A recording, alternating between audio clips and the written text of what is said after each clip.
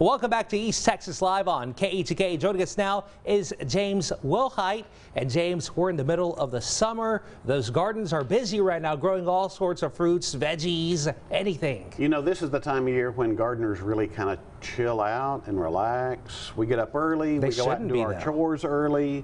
We don't tend to want to get out and garden after lunch. You know, it's just that time of year when things are kind of settled in and we don't need to get out and stir up stuff too much. However, there are some chores that are still going on, and some of them are very routine. Now, we talked last time about, you know, how to rehydrate your lawn, because we have to think about the fact that a sprinkler system simply refills and reestablishes what's already out there. Now, Mr. Chesner was awfully nice, and he brought some of us some great rain. And if your yard perked up and looks beautiful now, it was your irrigation. There's the proof. The proof is in the pudding.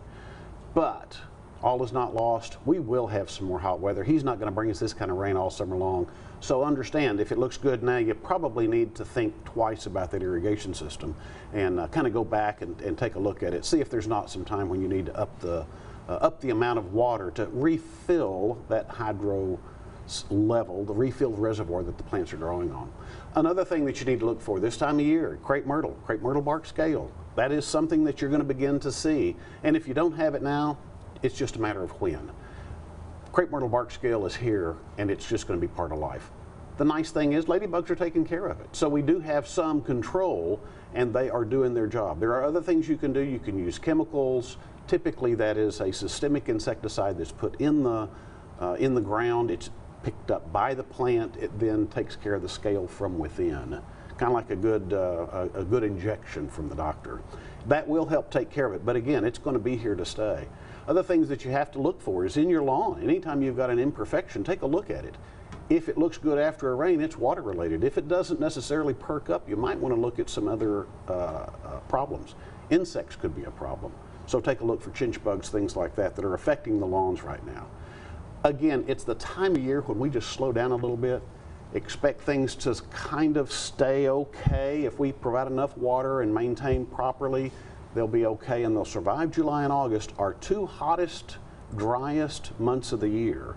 And then we get to September and we kind of get to that fall temperature again and things begin to grow and really perk up.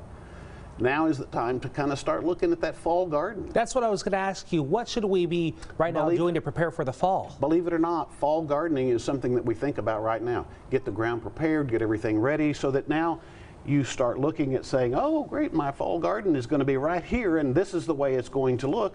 You till the soil up, get it all ready early in the morning, not late in the afternoon, early in the morning, so that you can go in and rest and then start getting things planted fairly quickly. You can do that by just simply watering in. I think one of the tips my friend Keith Hansen suggested was water the row well, plant the seed, cover it with a little bit of dry soil, believe it or not. That keeps the crusting down, and then cover that with just a little light burlap. That'll help keep it cool. When the seeds germinate, pull the burlap off. They'll take off and start growing. And there you go. There you go. In the middle of July, and we're talking about the fall. Absolutely. And do not prune hard this time of year. Plants are in stress. Any light pruning, do not prune azaleas this time of year. If you need to prune them very lightly, then let them go. Don't touch them again until next spring. All righty. Always helpful tips. Thank you very much, James. My pleasure.